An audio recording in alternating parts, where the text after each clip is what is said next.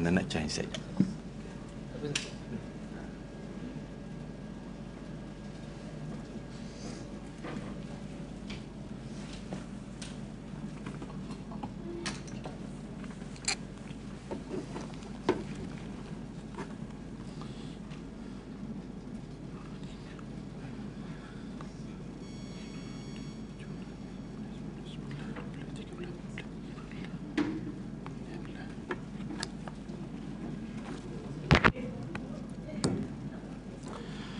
Assalamualaikum warahmatullahi wabarakatuh. Bismillahirrahmanirrahim. Alhamdulillahi rabbil alamin. Assalatu wassalamu ala ashrafil anbiya'i wal mursalin wa ala alihi wa sahbihi ajma'in. Rabbi shrah li sadri wa yassir li amri wahlul 'uqdatam min lisani yafqahu qawli. Allahumma faqihna fid din wa 'allimna fit ta'wil wahdina ila siratikal mustaqim. Amin ya rabbal alamin. Yang sama-sama kita hormati dan kita muliakan para pegawai dan kaki tangan, staf bangunan Darul Ihsan, para alim ulama, pemimpin masyarakat, para habaib, muslimin muslimat, hadirin hadirat, dan tak dilupakan kepada para pelayar yang melayari program Zuhur kita melalui Facebook, audio kuliah dan juga Musalla Al-Husna. Yang melayari dari barat, kita doakan moga mendapat berkat. Yang dari timur, kita doakan moga terus makmur. Yang melayari dari utara, moga terus sejahtera. Yang melayari dari selatan, moga mendapat keberkatan dan kerahmatan di sisinya. Mudah-mudahan kita semua termasuk dalam kalangan hamba-hamba Allah yang dimuliakan di sisinya. Amin ya rabbal alamin. Syukur pada Allah, kita panjatkan ucapan tahmid alhamdulillah kerana Allah memberi ruang dan kesempatan kepada saya dan kita semua untuk sama-sama kita menyebarkan dan menuntut ilmu pada tengah hari ini. Dan kita doakan Allah tetapkan istiqamah kita di dalam menyebarkan dan menuntut ilmu ini sampai ke akhir hayat kita insya-Allah. Kerana istiqamah ni payah. Nak istiqamah ni payah. Yang mudah apa dia ustaz? Yang mudah istirahat. Istirahat mudah betul tak? Waktu-waktu rehat begini santai, tengok Facebook, layan TikTok, buka Instagram, tengok Twitter, itu namanya istirahat. Mudah. Nak duduk dalam majlis ilmu ni payah. Jadi kita doakan Allah tetapkan hati kita. Allahumma ya muqallibal qulub, tsabbit qulubana ala dinika wa ala ta'atik. Istiqamah sampai bila-bilalah insya-Allah di dalam menuntut ilmu. Amin ya rabbal alamin. Kira-kiranya pada tengah hari ini pertemuan kita kali yang ke berapa belah dah? Kali yang ke-17. Kali yang ke-17 dalam siri kuliah pengajian berkitab kita daripada kitab 77 cabang iman, yang mana kita adakan pertemuan setiap sebulan sekali pada Selasa yang pertama dalam slot kuliah Zuhur, dan pertemuan kita kali yang ke-17 pada tengah hari ini kita akan masuk pada perbincangan cabang iman yang ke berapa?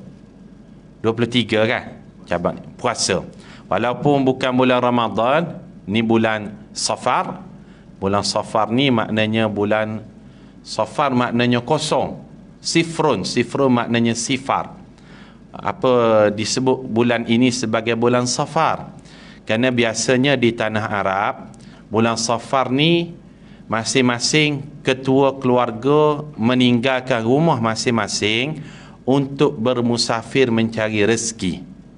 Maka oleh kerana bulan ni meninggalkan rumah, kosong rumah tersebut, maka disebut sebagai bulan Safar. Faham tuan-tuan? Bulan kosong. Kosong apa dia ni?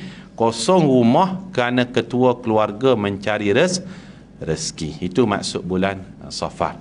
Walaupun bukan bulan Ramadan, tapi oleh kerana pada tengah hari ini kebetulan cabang iman yang ke-23, kita bicara tentang puasa sebagai salah satu daripada cabang iman.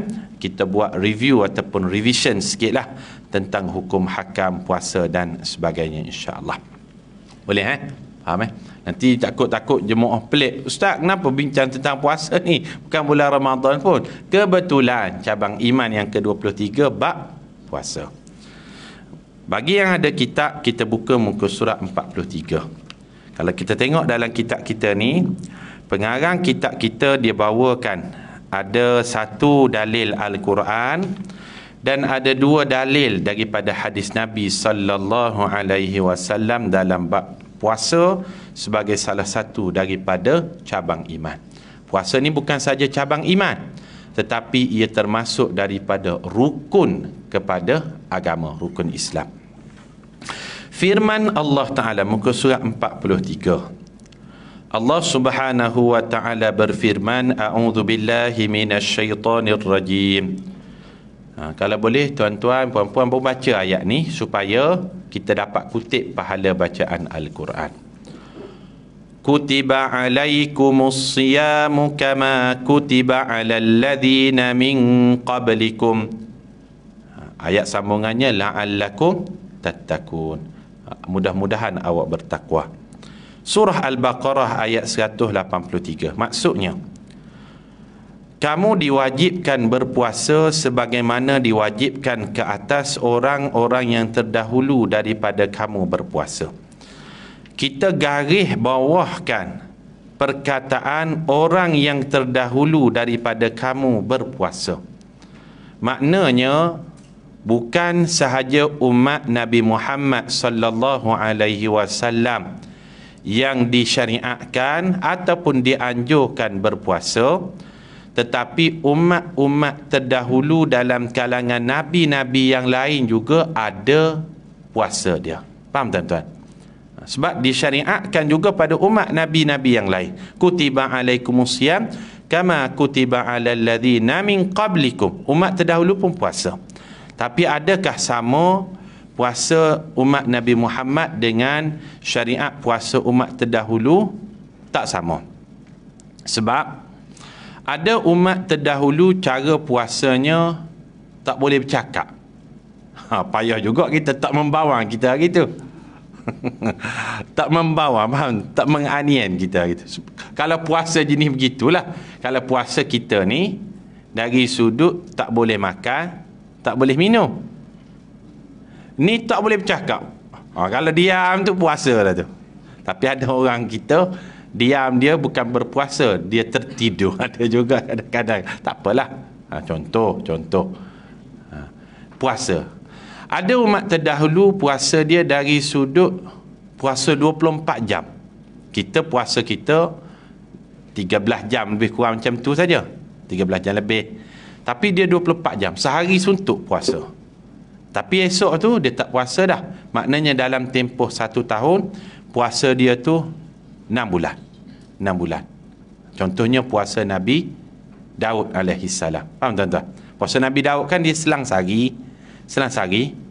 Kalau 12 bulan, selang sehari, puasa 6 bulan, tak puasa 6 bulan. Ada puasa umat terdahulu, puasa dari sudut makan saja. Tapi minumnya boleh. Ada puasa umat terdahulu dalam bab hubungan suami isteri saja. Yang lain boleh. Sebab itu Allah sebut kutiba alaikumusiyam kama kutiba alal ladzina min qablikum. Umat terdahulu juga puasa, tapi caranya tak sama. Jadi di sini boleh kita simpulkan, oleh kerana semakin terkemudian sesuatu umat, maka dari sudut imannya makin lemah sebenarnya. Sebab itu kita dapati dalam bab puasa ataupun mana-mana ibadah, Allah Ta'ala memberi keringanan. Faham tuan-tuan? Dalam bab solat, umat terdahulu ada tak solat? Ada. Tapi umat Nabi Muhammad ni ringan sikit. Umat Nabi Musa alaihissalam, solatnya berapa waktu? Berapa? 50 kan? 50. Umat Nabi Muhammad kurang berapa persen tu? Tinggal 5 je. Sebab berapa persen? 90%. Maknanya semakin terkemudian umat, kita dapati Allah bagi rukhsah keringanan kepada umat tersebut. Umat-umat terdahulu puasa, tetapi Umat Nabi Muhammad ada puasanya, tetapi ada rukhsah dia. Ada rukhsah, keringanan. Sebab apa? Kalau umat Nabi Daud, puasanya 6 bulan. Umat Nabi Muhammad puasanya sebulan saja. Dan dari sudut waktunya pun tidak sama. Kalau tu sehari suntuk, yang ni mungkinlah 13 jam plus sahaja. Nak menunjukkan makin terkemudian umat, dari sudut iman sesuatu umat itu juga tidak sekuat yang terdahulu, maka Allah Ta'ala memberi rukhsah kepada umat tersebut. Faham tuan-tuan? Itu kita huraikanlah pada ayat yang pertama. Dalam bab puasa juga, ulama pecahkan kepada dua. Yang pertama ada puasa yang wajib, yang fardu. Yang kedua ada puasa yang sunat. Kalau puasa yang fardu ni ada 3 jenis. Yang pertama puasa fardu dalam bulan Ramadan. Yang kedua puasa fardu pada bab qada. Yang ketiga puasa yang wajib dalam bab apa dia? Nazar. Dalam bab nazar. 3. Yang ni semua wajib dilaksanakan. Aku bernazar, kata dia, dapat naik pangkat akan berpuasa. Wajib ke atasnya melaksanakan nazar tersebut dengan dia berpuasa. Kalau tak mampu, macam mana cara dia? Dia perlu membayar nazarnya dengan melaksanakan kafarah nazar. Kafarah ni macam denda lah. Bila dia masa bernazar tu dia tak ada sakit lagi. Tapi bila dia dah niat bernazar, kemudian gastrik contohnya, tak boleh puasa, kena makan siang hari. Kadang-kadang ada orang gastrik tu tak ada sangat, trik tu banyak, gas tak ada sangat, trik tu banyak kan. Jadi macam mana dia kena kafarah? La yu'akhidhukumullahu billaghwi fi aymanikum walakin yu'akhidhukum bima aqadtumul ayman. Orang yang bersumpah dengan nazarnya tapi tidak melaksanakan sumpah nazarnya, baginya kafarah. Apa kafarahnya? Fakafaratuhu it'amu 'asharati masakin. Hendaklah dia beri makan kepada 10 orang fakir miskin. Au kiswatuhun, ataupun beli pakaian pada 10 orang fakir miskin.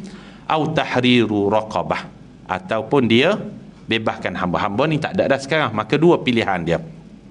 Dia menazar, dapat naik pangkat, dapat kerja, dapat anak, nak puasa sunat. Puasanya sunat, tapi oleh kerana nazarnya itu dia menjadi wajib, maka kalau dia tidak melaksanakan, dia tebus dengan kafarah. Kafarahnya tadilah bagi makan pada 10 orang fakir miskin ataupun bagi pakaian. Itu dalam bab puasa wajib. Ada berapa puasa wajib? 3 kan? Ramadan, qada, nazar. Manakala dalam bab sunat, puasa sunat dibahagikan kepada 8. Ada 8 puasa sunat. Kita buat catatan sikit dalam nota kita. Ada 8 bentuk puasa sunat. Yang pertama puasa sunat, apa dia? Isnin Khamis kita catat. Yang kedua apa? Ayyamul Bait, hari putih. 13, 14, 15 pada setiap bulan Qamariyah. Yang ketiga, Ustaz jangan tanya-tanya, kuliah je lah. Puasa sunat dia ada 8 bentuk. Yang pertama Isnin Khamis. Yang kedua hari putih. Yang ketiga puasa sunat 6 dalam bulan Syawal. Yang keempat puasa hari Arafah. Yang kelima puasa pada hari Ashura. Yang keenam puasa hari Tasu'a. Yang ketujuh puasa sunat mana-mana hari di dalam bulan Sya'ban. Yang ketujuh, ini tingkatan level yang paling tinggi, iaitu puasa Nabi Daud. Ada berapa semuanya? Adalah 8. Kita ulang sekali lagi. Isnin Khamis, hari putih, Ayyamul Bait. Kenapa disebut hari putih? Kalau kita tengok pada setiap bulan Qamariyah, pada tanggal 13, 14, 15, kita akan dapat melihat bulan penuh. Putih kita nampak. Maka orang yang berpuasa pada hari 13, 14, 15, maka diputihkan dosa-dosanya seperti bulan yang putih itu. Faham tuan-tuan? Maka dinamakan puasa sunat pada hari tersebut. Kelebihannya diampunkan dosa, putih dia daripada dosa-dosa dia. Kemudian puasa sunat Syawal. Kemudian Arafah. Kemudian Ashura, Tasu'a, Sya'ban, Nabi Daud. Sama ada puasa setiap hari. Ada jemaah kata, Ustaz, boleh tak saya ni nak puasa setiap hari? Boleh tak? Para ulama berkhilaf di dalam menentukan boleh tak seseorang itu nak berniat puasa pada setiap hari. Sebahagiannya mengatakan tidak boleh, tak boleh. Melainkan ada orang-orang tertentu sahaja yang diberi pengecualian untuk puasa setiap hari sebagaimana yang dilakukan oleh sahabat Nabi. Antaranya siapa? Aisyah radhiyallahu anha. Aisyah radhiyallahu anha dia puasa setiap hari. Setelah Rasulullah wafat, kalau kita ingat, Aisyah ketika Nabi SAW wafat, umurnya lebih kurang berapa tahun? 19 tahun, kan? Aisyah dia hidup lagi setelah kewafatan Nabi SAW 40 tahun selepas Rasulullah wafat. Maknanya dia meninggal dunia kurang-kurang umurnya 59 tahun. Rasulullah wafat, umur dia ketika itu 19. Dia hidup lagi 40 tahun lepas tu, maknanya umur ketika dia wafat 59. 40 tahun dia hidup sendirian. Dia tak boleh berkahwin dengan mana-mana orang. Berkahwin dengan mana-mana isteri Nabi, maaf sebut, disebut seperti berkahwin dengan ibu sendiri. Sebab isteri Nabi itu digelar sebagai Ummul Mukminin, ibu kepada orang beriman. Maka tak boleh dia berkahwin dengan mana-mana orang. Aisyah juga tidak ada zuriat. Dia tidak ada zuriat, tak boleh berkahwin. Macam mana dia kawal dirinya tadi? Dia kawal dirinya. Maka salah satu caranya, dia berpuasa pada setiap hari, pada hari dia tidak uzur, dan pada hari yang tidak diharamkan berpuasa. Aisyah boleh dia puasa setiap hari. Boleh. Sebab kes tertentu. Sama ada orang biasa, dia tidak boleh berpuasa setiap hari, melainkan dia berpuasa seperti puasa Nabi Daud. Selang sehari boleh. Faham tuan-tuan? Tiap hari tak boleh. Ada puasa yang diharamkan berpuasa padanya, seperti puasa pada 2 hari raya. Itu haram. Kita dah bahaskan dah. Puasa yang wajib ada 3. Puasa yang sunat ada 8. Puasa yang haram hari raya. Ada tak puasa yang makruh? Makruh puasa. Ada tak? Puasa secara tunggal pada hari Jumaat. Pernah dengar tak? Pernah Melainkan dia mestilah berpuasa sebelumnya dan selepasnya. Kalau saja-saja saya nak puasalah Jumaat ni, tak boleh. Melainkan dia berpuasa pada sebelumnya, iaitu hari Khamis. Khamis campur Jumaat boleh. Ataupun dia berpuasa selepasnya, Jumaat campur Sabtu boleh. Semata-mata puasa sunat pada hari Jumaat tanpa sebab ni. Kalau qada itu jadi wajib dah. Saja-saja nak puasa hari Jumaat, hukumnya makruh. Sebab apa? Hari Jumaat merupakan hari kebesaran ataupun perayaan umat Islam. Tidaklah sampai kepada haram. Kalau hari raya yang sebenar tu hukumnya haram. Tapi hari Jumaat ni merupakan perayaan kecil ataupun perayaan mingguan umat Islam, maka hukumnya tak sampai haram, hukumnya makruh. Kalau nak juga, mestilah digabungkan sebelumnya ataupun selepasnya. Itu makruh hari Jumaat saja. Makruh juga berpuasa pada hari Sabtu. Tak boleh. Hari Sabtu. Dan makruh juga berpuasa pada hari Ahad. Sunat semata-mata. Sebab apa? Sebab hari Sabtu itu merupakan hari kebesaran bagi orang Yahudi. Manakala hari Ahad merupakan hari kebesaran bagi orang Nasrani, Kristian. Tak boleh. Sebab Rasulullah sallallahu alaihi wasallam nak membezakan. Wa ana uhibbu an ukhalifahum, dan aku lebih suka untuk membezakan dengan mereka. Dengan siapa? Orang Yahudi dengan orang Nasrani. Faham tuan-tuan? Ini kita dapat sebagai ilmu lah dalam catatan kita. Maka kita dah bahaskan puasa yang wajib 3, puasa yang sunat 8, puasa yang haram bulan Syawal pada hari raya ataupun pada Idul Adha hari nahar, dan 3 hari tasyrik, dan puasa yang makruh kita dah jelaskan tadi dah. Jelas itu dalam bab hukum hakam puasa. Ada yang baru tahu tak boleh puasa hari Jumaat? Ada baru tahu? Dia kena gabung sebelum dengan selepas. Sabtu, Ahad tak boleh. Kemudian hadis daripada Abdullah bin Umar. Kita tengok dalil daripada hadis muka surat 43 dalam kitab kita. Hadis yang seterusnya kita baca ini hadis riwayat daripada Ibnu Umar ataupun namanya Abdullah bin Umar radhiyallahu anhuma. Para jemaah sekalian, kita buat sedikit catatan.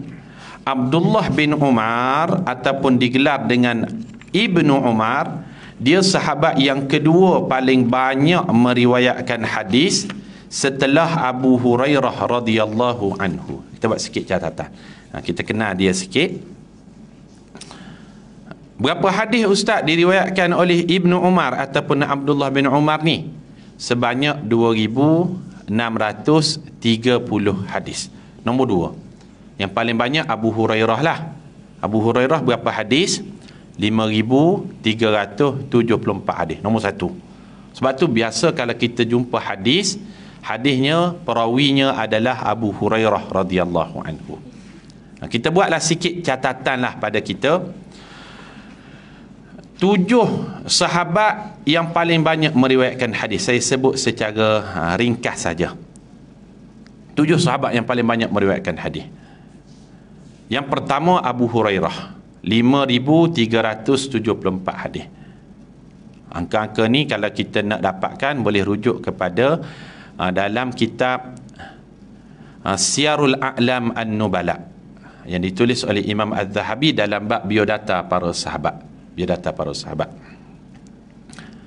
Yang kedua Ibnu Umar ataupun namanya Abdullah bin Umar. Dia ni anak Sayyidina Umar. Dia meriwayatkan hadis sebanyak 2,630 hadis.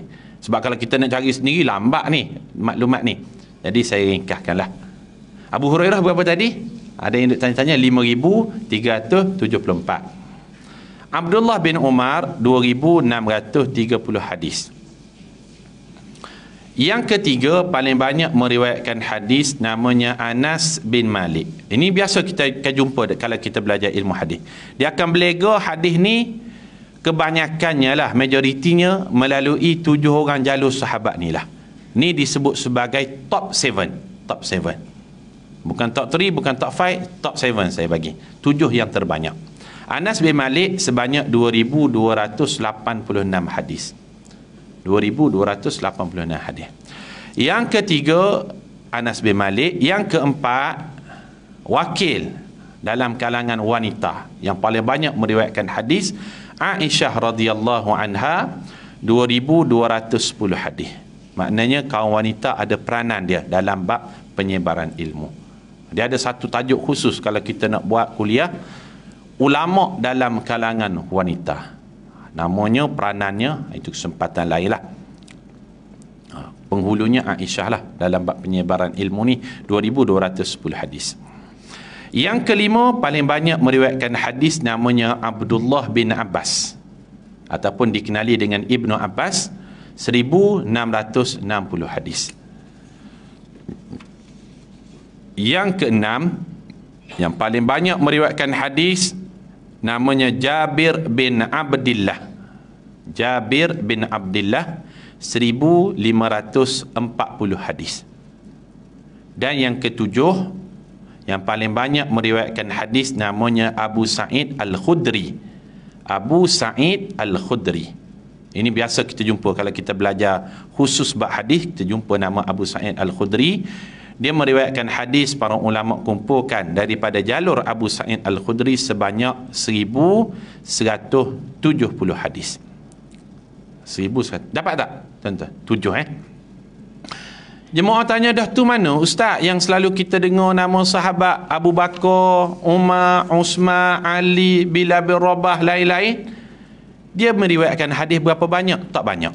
Sebab tu jarang sangat kita jumpa hadis riwayat Abu Bakar, riwayat Umar, riwayat Uthman, riwayat Ali, riwayat Bilal bin Rabah. Kan mereka lama dengan Nabi, bukan spesialis mereka. Rasulullah dah khususkan dah. Mereka ada kepakaran masing-masing. Sebab kalau kita kumpulkan hadis riwayat Abu Bakar, sedangkan dia mertua Nabi, Abu Bakar hanya meriwayatkan hadis 65 saja. 65 saja. Jangan pula bila kita dengar Abu Bakar 65, kita cakap darah cetong Abu Bakar. Sebab dia ada spesialis dia. Kepakaran masing-masing. Abu Bakar 65 je. Umar, walaupun dia mertua Nabi, dia meriwayatkan hadis hanya 312 saja. Kemudian Uthman, walaupun dia menantu Nabi, dia meriwayatkan hadis cuma 72 saja. Ali, walaupun dia juga merupakan menantu Nabi, bahkan dia sepupu Nabi, dia meriwayatkan hadis hanya 332 saja. Dan Bilal bin Rabah, walaupun setiap waktu solat dialah muazzin Nabi, dia hanya meriwayatkan hadis hanya 44 hadis saja. Sebab apa ustaz?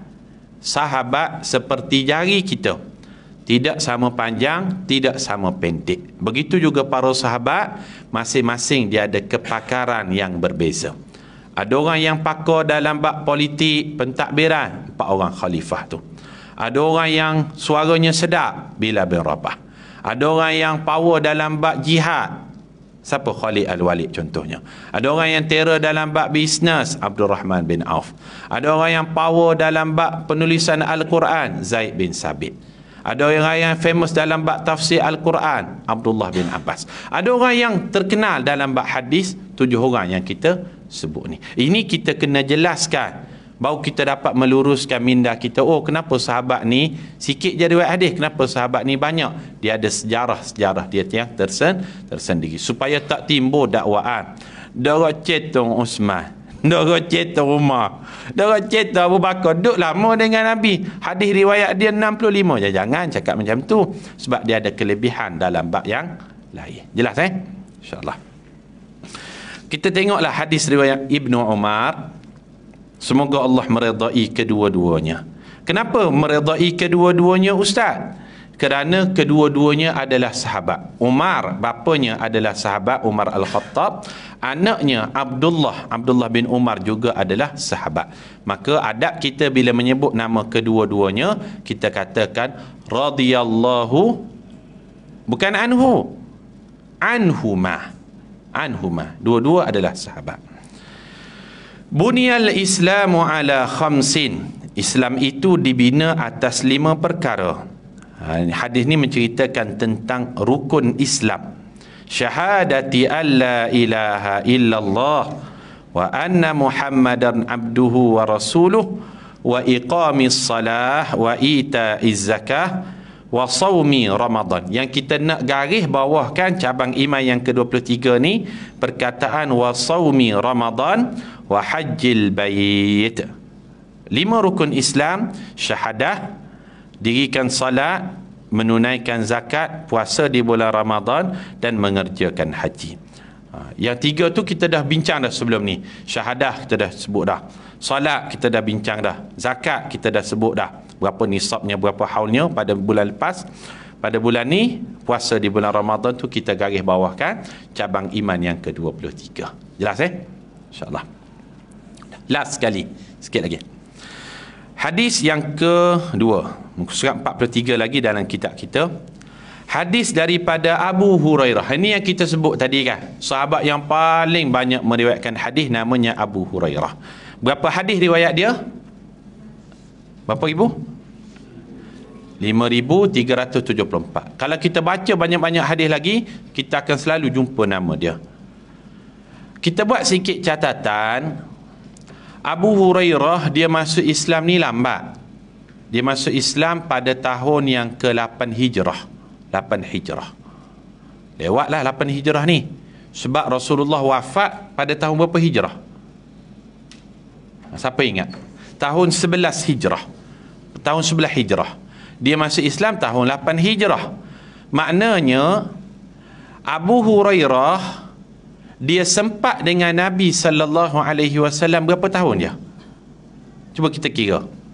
Tahun 8 Hijrah dia masuk Islam, 9 Hijrah, 10 Hijrah, tahun 11 Hijrah Rasulullah wafat. Lebih kurang 3 tahun lebih saja dia sempat dengan Nabi sallallahu alaihi wasallam.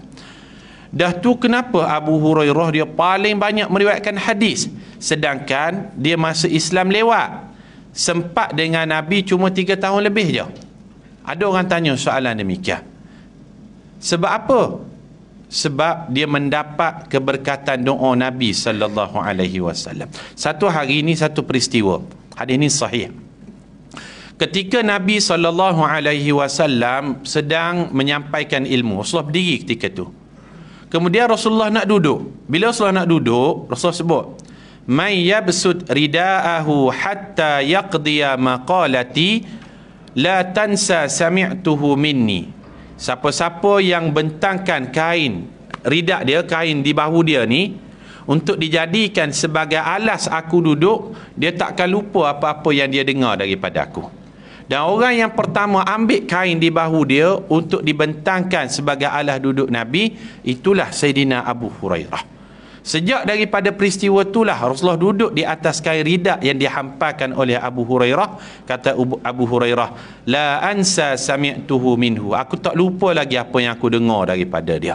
Orang lain dengar daripada Nabi, mungkin dia lupa. Abu Hurairah, dia dengar, dia ingat. Itulah yang menyebabkan dia muncul sahabat yang paling banyak meriwayatkan hadis, walaupun dia sempat dengan Nabi sallallahu alaihi wasallam cuma 3 tahun lebih. Itu peristiwa yang menjadikan Abu Hurairah banyak meriwayatkan hadis. Faham tuan-tuan? Sebab golongan Syiah mereka tidak terima periwayatan hadis daripada Abu Hurairah. Abu Bakar tu memang tak terima lah. Tapi daripada Abu Hurairah ni mereka tak terima. Sebab apa? Mereka katakan mustahil. Abu Hurairah yang 3 tahun lebih je dengan Nabi, dia muncul sahabat paling banyak riwayat daripada dia. Maka dia tolak semua riwayat daripada Abu Hurairah. Maka kita jelaskan kenapa Abu Hurairah dapat meriwayatkan hadis yang banyak. Sebab keberkatan doa daripada Rasulullah sallallahu alaihi wasallam. Faham tuan-tuan? Itu sebab dia. Kita baca hadis riwayat dia. Kullu amali ibni Adam yudha'af. Kullu setiap amalan ibni Adam yudha'af. Anak Adam akan digandakan. Amalan-amalan kita ni Allah gandakan pahala dia. Kalau baca Quran 1 huruf diganda 10. Ada limit dia. Al-hasanatu bi'ashri amsalihha. Setiap kebaikan akan digandakan sepertinya menjadi 10 ila sab'ati mi'ati di'fin, hingga 700. Paling banyak 700, maksimum dia, limit dia. Langgar dinding 700. Faham tuan-tuan? Orang kerja dia ada langgar dinding dia kan. Naik pangkat sampai habis, tak ada lah. Begitu juga amalan. 10 langgar dinding 700. Paling banyak. Illa sawm, melainkan satu amalan dia tidak ada batasan, Allah Ta'ala gandakan. Dalam hadis ini disebut, iaitu ibadat puasa. Ibadat puasa tidak ada maksimum, boleh 700, boleh lebih lagi. Berapa? Tak ada infinity. Fa innahu li, kerana orang yang berpuasa itu kerana ku, wa ana ajzibi, dan akulah yang akan memberi ganjaran padanya. Tuan-tuan, kalau kita tengok di dalam Al-Quran ataupun dalam hadis, ada 2 amalan yang Allah Ta'ala sebut secara jelas. Amalan ni tidak ada had maksimum gandaan pahalanya. Yang pertama, puasa. Amalan yang kedua yang tidak ada limit, amalan itu adalah sabar. Sabar. Orang yang sabar, ganjaran pahalanya tidak ada limit. Innama yuwaffas sabiruna ajrahum bighairi hisab. Orang yang sabar, ganjaran pahalanya tidak terkira di sisi Allah. Salah satunya puasa, yang keduanya adalah sabar. Yada'u ta'amahu wa syahwatahu min ajli. Orang yang berpuasa itu dia meninggalkan makan dan hawa nafsunya kerana ku. Lis-shaimi farhatun 'inda fitrihi wa farhatun 'inda liqa'i rabbih. Muka surat 44. Kegembiraan orang yang berpuasa ni dua. Yang pertama ketika dia nak berbuka, dan yang kedua kerana ketika dia bertemu dengan Tuhannya. Ketika dia berbuka ni, apa maksud kegembiraan bagi orang yang berpuasa ketika dia nak berbuka? Adakah kerana dia dapat makan? Bukan. Tetapi kegembiraan di situ dengan maksud doanya makin mustajab. Itu maksud dia. Makin tak larat kita, makin lemah kita, maka makin mustajablah doa tersebut. Pengharapan pada Allah makin tinggi. Kita habiskan hadis ni. Wala khulufa fammi shaimi atyabu 'indallahi min rihil miski as-shaumu junnah. Dan mulut orang yang berpuasa lebih harum di sisi Allah berbanding wangian kasturi, dan puasanya adalah perisai. Perisai daripada apa ni? Dia menjadikan dirinya itu tidak mudah untuk marah, dia akan makin sabar, tak cakap dengan benda yang tak baik dan sebagainya. Itu tuan-tuan cabang iman yang ke-23, dan insya-Allah bulan depan kita masuk tajuk yang seterusnya, cabang iman yang ke-24, iaitu iktikaf. Muka surat 44. Jadi kita berhenti dulu cabang iman yang ke-23 pada tengah hari ini. Kesempatan yang lain kita akan sambung bacaan kitab 77 cabang iman ini, insya-Allah. Moga-moga kajian kita pada tengah hari ini bermanfaat. Aku lu qauli hadza astaghfirullahal azim li wa lakum. Assalamualaikum warahmatullahi wabarakatuh.